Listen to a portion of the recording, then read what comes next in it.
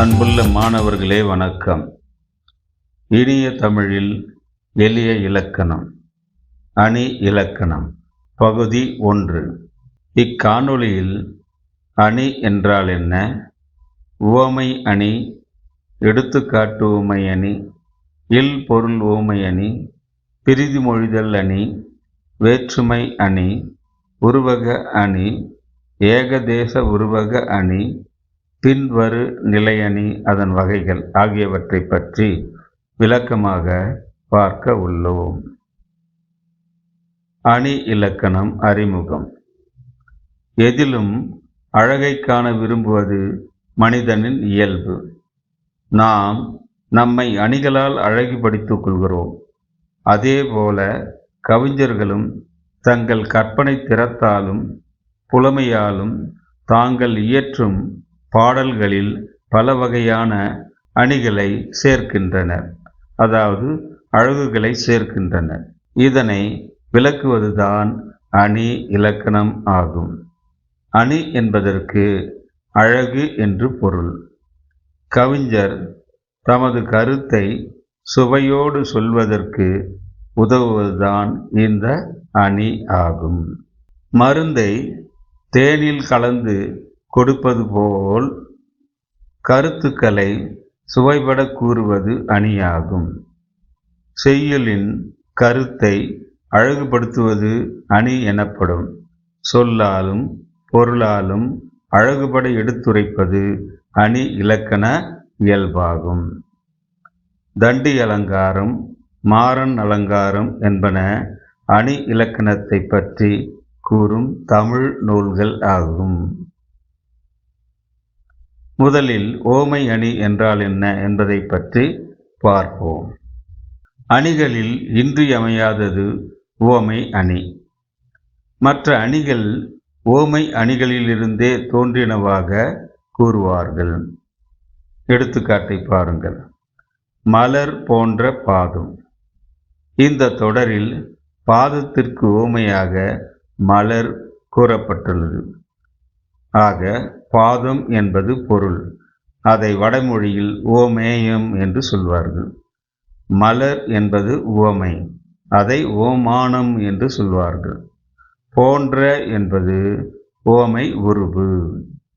எனவே இங்கு பொருள், உவமை, உவமை உருபு என்பன எவை எவை என்பதை பற்றி நன்கு தெரிந்து கொள்ள வேண்டும். இனிய உளவாக இன்னாத கூறல் கனி இருப்ப காய் கவர்ந்தற்று என்பது திருக்குறள்.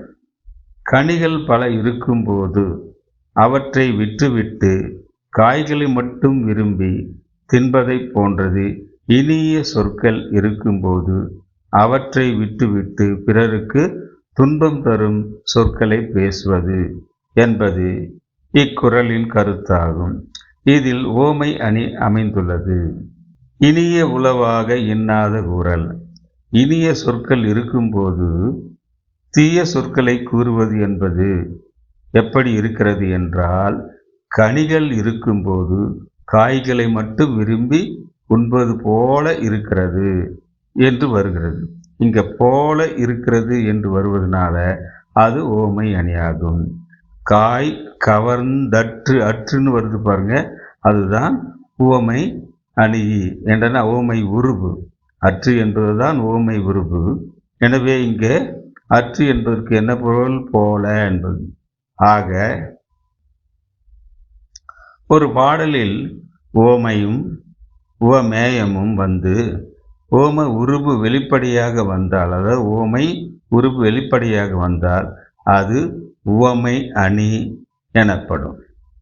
மேலும் போல, புரைய, அன்ன, இன்ன, அற்று, இற்று, மான, கடுப்ப, ஒப்ப, உரழ முதலியன உவமை உருவுகளாக வரும். பொதுவாக பாடல்களில் இத்தகைய உவமை உருவுகள் வரும்.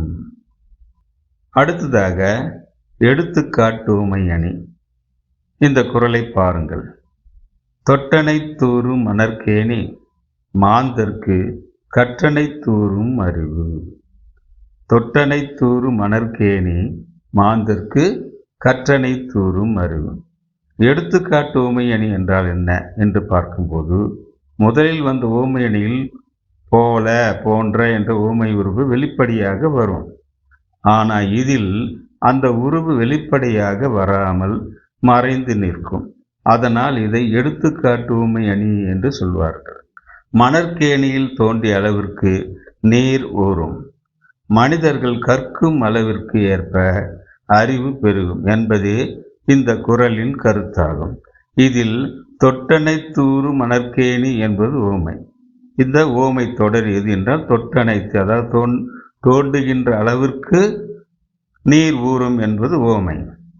மாந்தர்க்கு கற்றனை தூறும் அறிவு என்பது உவமேயம், அதாவது பொருள். மாந்தர்களுக்கு கற்கின்ற அளவுக்கு அவர்களுடைய அறிவு என்பது வளரும் என்பது உவமேயமாகும்.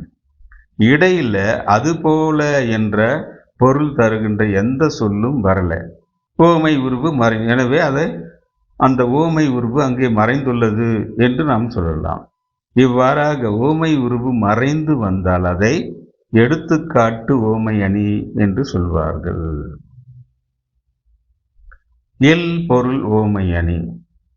இல் பொருள் ஓமை அணி அதாவது உலகத்தில் இல்லாத ஒரு பொருளை ஓமையாக கூறுவது. இல் பொருள் ஓமை அணி என்பது உலகத்தில் இல்லாத ஒன்றை ஓமையாக கூறுவது. இந்த எடுத்துக்காட்டை பாருங்கள். மாலை வெயிலில் மழை தூறல் பொன்மழை பொழிந்தது போல் தோன்றியது. மாலை வெயிலில் மழை தூறல் பெய்கிறது.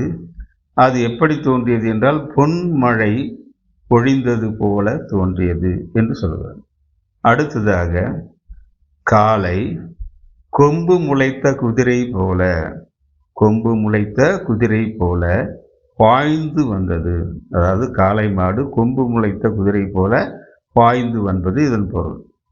இந்த தொடர்களில் பொன்மழை பொழிந்தது போல், கொம்பு முளைத்த குதிரை போல், போல என்னும் ஓமை உருவுகள் வந்துள்ளன. இதில் என்னென்ன ஓமை உருவுகள்? பொன்மழை பொழிந்தது போல் என்றும் கொம்பு முளைத்த குதிரை போல் என்னும் ஓமைகள் வந்துள்ளன. உலகில் பொன்மழை பொழிவது இல்லை, கொம்பு முளைத்த குதிரையும் இல்லை. இந்த இரண்டுமே உலகத்தில் இல்லாதவை. இவ்வாறு உலகில் இல்லாத ஒன்றை ஓமையாக கூறுவதைத்தான் இல் பொருள் ஓமை அணி என்று சொல்வார்கள். அடுத்ததாக பிரிது மொழிதல் அணி. பிரிது மொழிதல் அணி. புலவர் ஒரு கருத்தை சொல்ல வேண்டும் என்று எண்ணுவார்.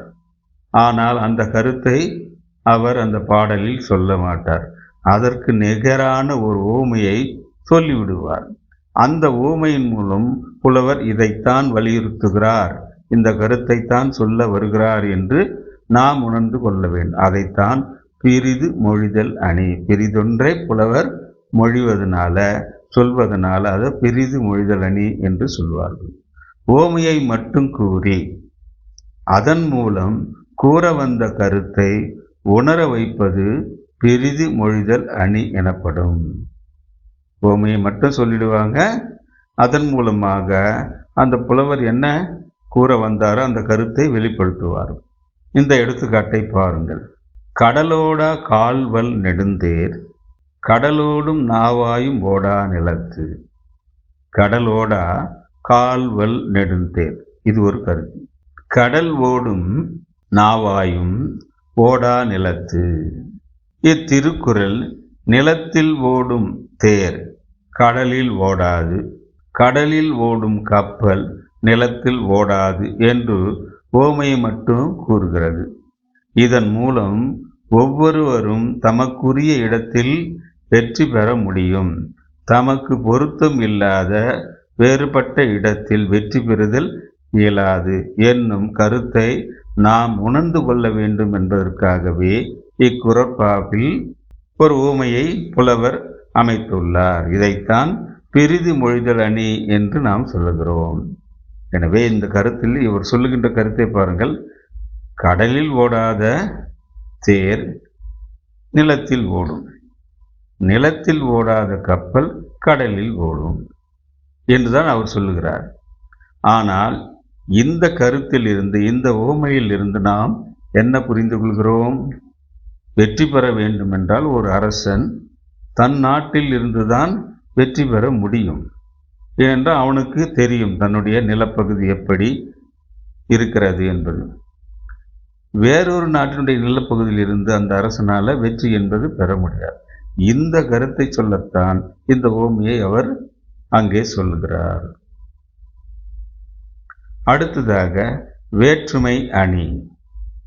இரண்டு பொருளுக்கும் இடையில் உள்ள ஒற்றுமையை கூறி பிறகு அவற்றுள் ஒன்றை மட்டும் வேறுபடுத்தி காட்டுவது வேற்றுமை அணி எனப்படும். அதாவது இரண்டுக்கும் இடையில் உள்ள ஒற்றுமையை முதலில் சொல்வது, பிறகு இரண்டுக்கு இடையே உள்ள வேற்றுமையை சொல்லுவது, ஒன்றுபடுத்தி வேறுபடுத்தி காட்டுவது. இதைதான் வேற்றுமை அணி என்று சொல்கிறார்கள். இந்த எடுத்துக்காட்டை பாருங்கள். தீயினால் சுட்ட புண் உள்ளாரும் ஆறாதே நாவினால் சுட்ட வடு. தீயினால் சுட்ட புண் உள்ளாரும் ஆறாதே நாவினால் சுட்ட வடு. அதாவது என்று ஒரு மனிதனை நாம் தீயாலும் நெருப்பாலும் சுட முடியும். அதே போல ஒரு மனிதனை தீய சொற்களை பேசுவதால் கூட அவனுடைய மனத்தை நாம் சுட முடியும். எனவே தீய சொற்களாலும் தீயினாலும் ஒருவரை நாம் சுட முடியும். இது இரண்டுமே ஒன்று. ஆனால் தீயினால் சுட்ட புண் ஆறிவிடும். தீயினால் சுட்ட புண் ஆறிவிடும். இடமும் தீயினால் சுட்ட இடம் கூட தெரியாமல் போய்விடும். ஆனால் நாவினால் சுட்ட புண், நாவால சுடப்பட்ட புண் ஆறிவிட்டாலும் கூட அந்த வடு இருந்துகிட்டே இருக்கும். இங்கு வேறுபடுத்தி காட்டுகிறார். இக்குறளில் முதலில் நெருப்பு, கொடுஞ்சொல் ஆகிய இரண்டும் சுடும் தன்மையை உடையவை என்று கூறப்படுகிறது. பின்னர் நெருப்பினால் சுட்ட காயம் ஆறிவிடும். உள்ளத்தில் ஏற்பட்ட வடு, அதாவது நாவால் ஏற்படுத்தப்பட்ட வடு, தீய சொற்களால் ஏற்படுத்தப்பட்ட வடு ஆறாது என்று இரண்டுக்கும் இடையே உள்ள வேறுபாடு கூறப்படுகிறது. எனவே இது வேற்றுமை அணி ஆகும். இவ்வாறு ஒன்றுபடுத்தி பிறகு வேறுபடுத்தி காட்டுவதுதான் வேற்றுமை அணி ஆகும். அடுத்ததாக உருவக அணி. கவிஞன் தான் ஒரு பொருளை சிறப்பிக்க நினைத்து அதற்கு உவமையாகும் வேறொரு பொருளோடு ஒன்றுபடுத்தி கூறுவான். கவிஞன் தான் ஒரு பொருளை சிறப்பிக்க நினைத்து அதற்கு உவமையாக கூறப்படும் வேறொரு பொருளோடு ஒன்றுபடுத்தி காட்டுவான். உவமையின் தன்மையை பொருள் மேல் ஏற்றி கூறும் தன்மையே உருவகம் எனப்படும். உருவகமும் உவமையை போன்றது தான். ஆனால் இங்கு என்ன வேறுபாடு என்றால், உவமையில் பொருளையும் உவமையும் ரெண்டையும் நாம் ஒப்பிட்டு சொல்வது போல இருக்கும். ஆனால் உருவகத்தில் இரண்டும் ஒன்றாக கூறுவது போல, இதுவே அது, அதுவே இது என்று சொல்வது போல அமையும். உவமை உவமேயம் என்னும் இரண்டுக்கும் ஒன்றே என்று தோன்ற கூறுவது உருவக அணியாகும். இந்த எடுத்துக்காட்டை பாருங்கள். இன்சொல் விளைநிலமா ஈதலே வித்தாக வன் சொல் களைகட்டு வாய்மை எருவட்டி அன்பு நீர் பாய்ச்சி அறக்கதிர் என்றதோர் பைங்கூழ் சிறுகாலை செய். பைங்கூழ் சிறுகாலை செய், அதாவது பசிய பயிர்களை எல்லாம் கொண்ட சிறுகாலை நேரத்தில் இருக்கின்ற வயலானது என்று அதன் பொருள். இப்பாடலில் இன்சொல் நிலமாகவும் ஈதல் வித்தாகவும் வன் சொல் கலையாகவும் வாய்மை எருவாகவும் அன்பு நீராகவும் அறம் கதிராகவும் உருவகப்படுத்தப்பட்டுள்ளதை பார்க்கலாம். அதாவது இன்சொல் இனிய சொற்களை நிலமாக, ஈதல் கொடுத்தல் இல்லாதவர்கள் வழங்குதலை வித்தாக இட்டு, அந்த விளைநிலத்தில் வித்தாக இட்டு, வன் சொல் கலை கட்டு, வன்லிய சொற்கள் என்ற கலைகளை அந்த நிலத்தில் இருந்த நீக்கி, வாய்மை எருவட்டி, வாய்மை என்பதை எருவாக அந்த நிலத்தில் இட்டு, அன்பு நீர் பாய்ச்சி, அன்பு என்பதை நீராக பாய்ச்சி, அறக்கதிர் ஈன்றது, அறமாகிய கதிரை அறுவடை செய்வது என்று இங்கு இந்த பாடலில் சொல்லப்பட்டுள்ளது. அத்தகையதுதான் இந்த வயல் என்ற பொருள் அங்கே வரும். இங்கே இனிய சொற்களை நிலமாக உருவாக்கப்படுது, ஈதல் வித்தாக உருவாக்கப்படுது, வல் சொற்கள் கலையாக உருவாகும், வாய்மை என்பது எருவாக உருவாக்கப்படும், அன்பு நீராக இருக்குது, அறம் என்பது கதிராக உருவகம் செய்யப்பட்டுள்ளது. இத்தொடரின் பொருள் மூலம் இந்த உருவகம் செய்யப்பட்டுள்ளது என்பதை நாம் அறிந்து கொள்ளலாம். மேலும் ஒரு எடுத்துக்காட்டை பாருங்கள். முகமதி. முகமதி என்றால் முகம், மதி என்றால் நிலவு, முகமாகிய மதி என்று அது பொருள் வரும். இந்த தொடரில் பொருள் என்று சொல்லக்கூடிய முகம் முன்னும், உவமை என்று சொல்லக்கூடிய மதி அதாவது நிலவு என்பது பின்னும் அமைந்து இரண்டு வேறு வேறானவை என்று தோன்றாத வகையில் பொருளும் உவமையும் ஒன்றே என்பது போல உவமானத்தின் தன்மை உவமேயத்தின் மேல் ஏற்றி கூறப்பட்டுள்ளது. இவ்வாறு வரும் தொடர்களை உருவகம் என்று சொல்வார்கள். மேலும் உவமைக்கும் உருவகத்திற்கும் உள்ள வேறுபாடை பார்ப்போம். உவமையில் உவமானம் முன்னும் உவமேயம் பின்னும் நிற்கும். உவமையில் எப்பொழுதுமே உவமானம் என்று சொல்லக்கூடிய அந்த உவமைக்கப்படும் உவமை பொருள் முன்னாலேயும், உவமேயம் என்ற அந்த பொருள் பின்னாலும் நிற்கும். அதாவது இங்கே பாருங்கள், மதி போன்ற முகம் என்று எடுத்துக்கொண்டால் உவமை தொடராக, இங்கே மதி என்பது சரியாக அந்த பொருள், அதாவது உவமையை உவமைக்கப்படும் பொருள், அதை தான் நாம் உவமானம் என்று நாம் சொல்லுகிறோம். போன்ற என்பது உருவு, முகம் என்பது பொருள், அதாவது உவமேயம், அதுதான் முகம் என்பது பொருள். ஆக உவமையில் உவமையாக பயன்படுத்தப்படும் பொருள் முதலில் வரும். எந்த பொருளுக்கு உவமை சொல்கிறோம் அது அதற்கு பின்னால் வரும். இப்படி அந்த வரிசை முறையில் அது அமைந்திருக்கும். ஆனால் உருவகத்தில் உவமேயும் முன்னும் உவமை பின்னும் நிற்கும். ஆனால் உருவகம் என்றால் எப்படி இருக்கும்? முகமதி என்று வரும், முகமதி என்று வரும். அதாவது இங்கே முகம் என்பது உவமைக்கப்படும் பொருளான முகம் என்பது முதலில் வரும். எதை கொண்டு நான் உவமைப்போமோ அது பின்னால் வரும். ஆக மதி முகம் என்றால் உவமை தொடர், முக மதி என்றால் உருவகத் தொடர். இதை தான் நாம் உணர்ந்து கொள்ள வேண்டும்.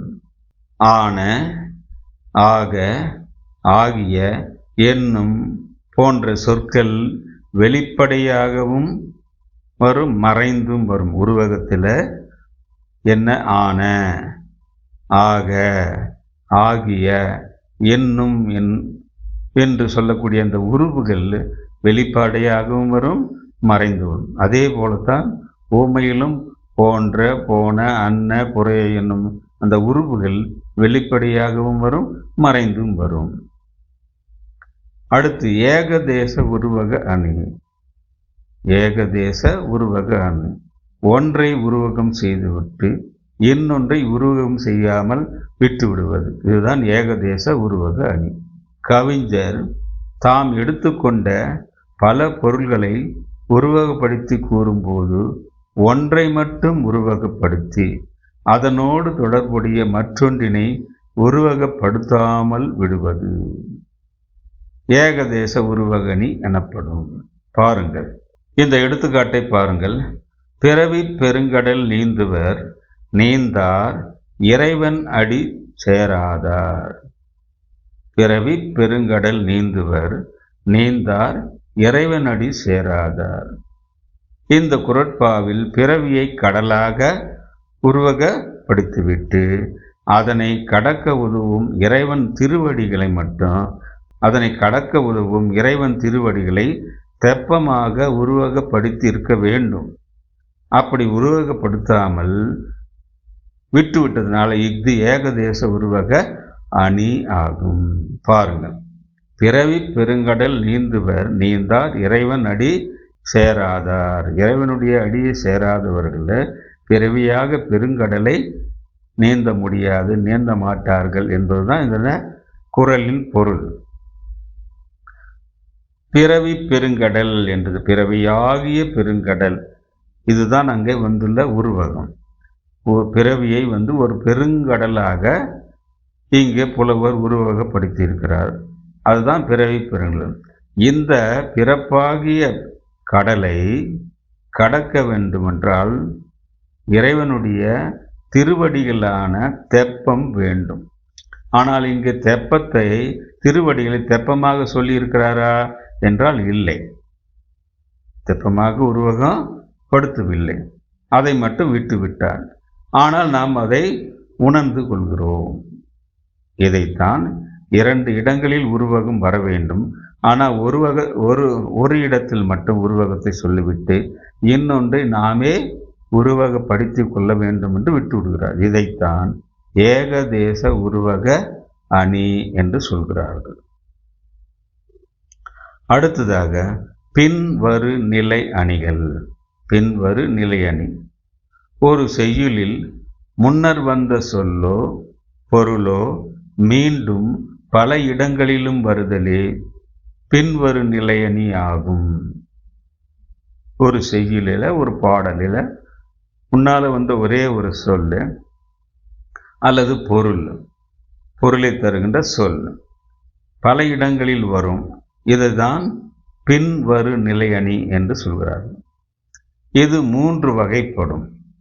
1 சொல் பின்வரு நிலையணி, 2 பொருள் பின்வரு நிலையணி, 3 சொற்பொருள் பின்வரு நிலையணி என்று சொல்கிறார்கள். பாருங்கள், 1 சொல் பின்வரு நிலையணி. அதாவது சொல் வரும், ஆனால் அதனுடைய பொருட்கள் பல இருக்கும். சொல் மட்டும் வரும், அந்த சொல் தருகின்ற பொருட்கள் பலவாக இருக்கும். பாருங்கள், முன் வந்த சொல்லே பின்னும் பல இடங்களில் வந்து வேறு வேறு பொருள் உணர்த்துவது சொல் பின்வரு நிலையணி ஆகும். பாருங்கள், துப்பார்க்கு துப்பாய துப்பாக்கி, துப்பார்க்கு துப்பாய தூமழை. இங்கு மழையை சொல்லுகிறார் வள்ளுவர்.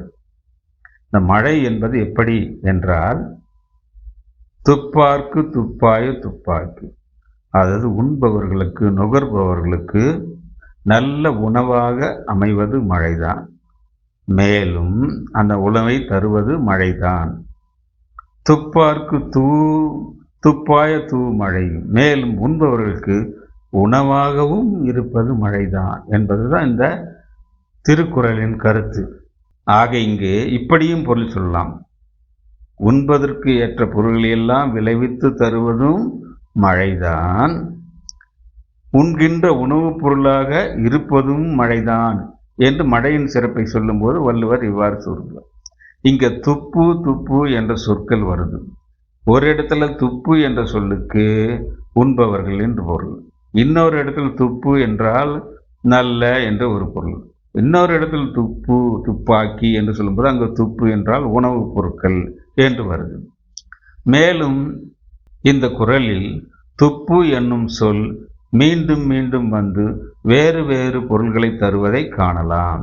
துப்பார்க்கு என்று சொல்லும்போது உண்பவர்களுக்கு என்று ஒரு பொருள், துப்பு என்றால் நல்ல நன்மை என்று ஒரு பொருள், துப்பு என்றால் உணவு என்று பல பொருள்கள் வருவதை இந்த குறளில் பார்க்கலாம். அதனால் தான் இதை சொல் பின்வரு நிலையணி என்று சொல்கிறார்கள். சொல் பின்வரு நிலையணி என்றால் ஒரு சொல் தான், ஆனால் பல பொருட்களில் அந்த சொற்கள் பல இடங்களில் பாடலில் வரும். அடுத்து பொருள் பின்வரு நிலையணி. செய்யுளில் முன்வந்த ஒரு சொல்லின் பொருளே பின்வரும் பல இடங்களில் வருவது பொருள் பின்வரு நிலையணி ஆகும். இது செய்யுளில் முன் வந்த ஒரு பொருள், ஒரு பொருளை தருகின்ற ஒரு சொல். அதே பொருளை தருகின்ற வேறு வேறு சொற்களும் பல இடங்களில் வரும். இதைத்தான் பொருள் பின்வரும் நிலையணி என்று சொல்கிறார்கள். பாருங்கள். அவிழ்ந்தன தோன்றி அலர்ந்தன காயா, நெகிழ்ந்தன நேர் முகை முல்லை, மகிழ்ந்திதழ் விண்டன கொன்றை, விரிந்த கருவிலை, கொண்டன காந்தல் குலை. இங்கே இந்த பாடலில் மலர்கள் மலர்ந்த, பல வகையான மலர்கள் மலர்ந்தன என்பதை சொல்வதுதான் இந்த பாடல். பாருங்கள். அவிழ்ந்தன தோன்றி, தோன்றி மலர்கள் அவிழ்ந்தன என்றால் மலர்ந்தன. அலர்ந்தன காயா, காயா மலர்கள் அலர்ந்தன என்றால் மலர்ந்தன. நெகிழ்ந்தன நேர்முகை முல்லை, முல்லை மலர்கள் நெகிழ்ந்தன என்றாலும் மலர்ந்தன என்று பொருள். மகிழ்ந்து இதழ் விண்டன கொன்றை, கொன்றை மலர்கள் விண்டன என்றால் மலர்ந்தன என்று ஒரு பொருள்தான். விரிந்த கருவிலை, கருவிலை மலர்கள் விரிந்தன என்றாலும் மலர்ந்தன என்று பொருள். கொண்டன காந்தல் குலை, காந்தல் மலர்கள் கொண்டன என்று சொல்லும்போது மலர்ந்தன என்றுதான் பொருள். ஆக இச்செய்யுளில் அவிழ்ந்தன, அலர்ந்தன, நெகிழ்ந்தன, விண்டன, விரிந்தன, கொண்டன ஆகிய சொற்கள் அனைத்தும், அந்த சொற்கள் எல்லாவற்றுக்கும் மலர்ந்தன என்னும் ஒரே ஒரு பொருளை தந்தன. இந்த சொற்கள் அனைத்தும் மலர்ந்தன என்ற ஒரே ஒரு பொருளை தரும். அதனால் பல சொற்கள் இருக்கு, ஆனால் அதனுடைய பொருள் ஒன்றுதான். அதனால் தான் இதை பொருள் பின்வரு நிலையணி என்று சொல்கிறார்கள். மேலும் ஒரு எடுத்துக்காட்டை பாருங்கள்.